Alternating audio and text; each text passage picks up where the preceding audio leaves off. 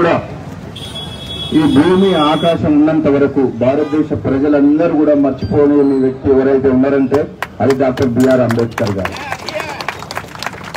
ఎందుకంటే ఎన్ని మతాలు, కులాలు, భాషలు ఎన్ని వేరైనా సరే 130 కోట్ల జనాభా ఉన్న దేశంలో ప్రజలందరం ప్రజాస్వామ్యబద్ధంగా, ప్రజాస్వామ్యయుతంగా ఈరోజు కలిసికట్టుగా ఈరోజు మనం ఉన్నామంటే అది ఆయన ఎంతో ముందు చూపుతో రాసిన రాజ్యాంగమే మనందరం ఈరోజు కలిసికట్టుగా ఉండగలుగుతుంది. అంత దూరం ఆలోచించింది మన గురించి. ఆయన చిన్నప్పుడు నేను డాక్టర్ బిఆర్ అంబేద్కర్ గారి జీవిత చరిత్ర చాలా సందర్భాల్లో చదివిన. ఆయన ఎన్ని కష్టాలు పడి చదువుకొని ఇతర దేశాలు పోయి ఏ విధంగా అన్ని అవమానాలు ఎదుర్కొన్న తర్వాత కూడా దేశ ప్రజల గురించి ఆలోచించిందంటే ఎంత ఉన్నతమైన గుణము ఆయన మనం ఆలోచించుకోవాలి. నిజంగా అయితే బాధపడి స్వార్థం కోసం పనిచేస్తారు, పదవుల కోసం పనిచేస్తారు.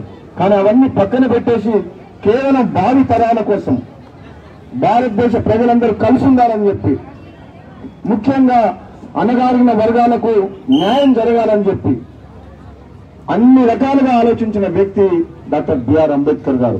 నిజంగా ఈ రోజు మనము ఆయన జయంతి ఉత్సవంలో నల్గొండ పట్టణంలో జరుపుకుంటున్నాం. కానీ నేనైతే ఒక మాట చెప్పగలుగుతా,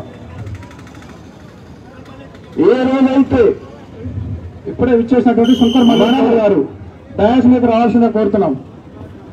మనము పీడిత వర్గాలు, దళిత వర్గాలు, బలహీన వర్గాలు వాళ్ళందరికీ న్యాయపరంగా రావాల్సిన హక్కులు పంచి ఆర్థికంగా అందరితో పాటు వాళ్ళు కలిసిమెలిసి సంతోషంగా ఉన్ననాడే ఆ రోజే అంబేద్కర్ గారికి నిజమైన నిజాలు.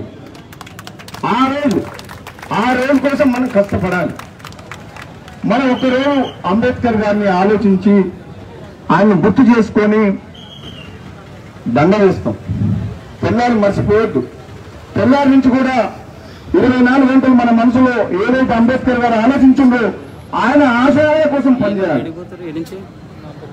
బలహీన వర్గాల గురించి, దళితుల గురించి, వాళ్ళు అనుభవిస్తున్న కష్టాల గురించి, ఈ ఆర్థిక వ్యత్యాసాల గురించి ఆలోచించినారు.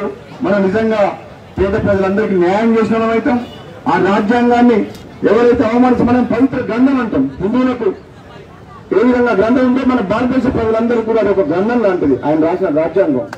దాని మీద గౌరవం ఉన్న ప్రతి ఒక్కరూ కూడా రాజ్యాంగబద్ధంగా ఈ పేద ప్రజలకు మనం అండగా ఉండాల్సిన అవసరం ఉందని తెలియజేస్తూ ఈరోజు నాకు అవకాశం ఇచ్చిన ఇక్కడ నిర్వాహకులందరూ కూడా మరొకసారి ధన్యవాదాలు తెలియజేస్తూ, నియోజకవర్గంలో కూడా నాకు కొన్ని ప్రోగ్రామ్స్ ఉన్నాయి కాబట్టి మీరు తప్పకుండా మళ్ళీ అవకాశం ఇస్తే మరొకసారి మీ అందరికీ కూడా ధన్యవాదాలు తెలియజేస్తాను. Thank you.